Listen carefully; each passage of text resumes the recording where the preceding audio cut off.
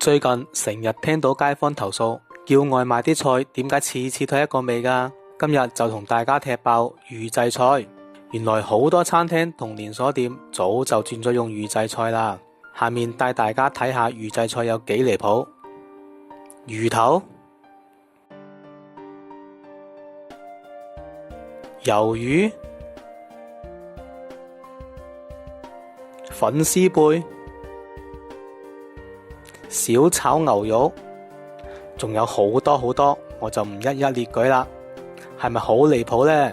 呢啲工廠預先煮定嘅餸包，叮翻3幾分鐘就上台，慳時間，但係暗藏貓膩，鈉含量超高啊！添加劑玩文字遊戲，防腐劑就叫穩定劑，甚至用薑絲肉嚟做原料。更離譜嘅係，有啲平價外賣套餐，成本3蚊雞嘅預製菜賣到25蚊啊！仲要扮晒係即炒小菜。其實想避慳都有計仔嘅。首先睇餸嘅狀態，如果肉片齊整個機器人，西蘭花綠到發青乾，9成就係預製菜啦。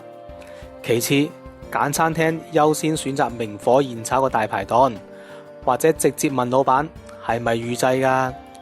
自己買預製菜仲要識睇配料表喎，見到焦能酸鈉、情味甘酸呢啲咁嘅化學名詞就盡量又可避得避啦。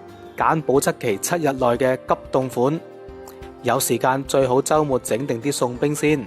比如自家製嘅叉燒、排骨，分裝急凍，熱翻一熱，一樣快靚正。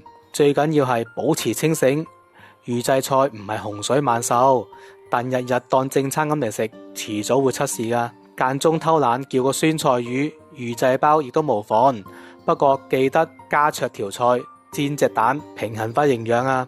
畢竟我哋廣東人把嘴好識食，想要快都仲要有鑊氣，好食先就得㗎。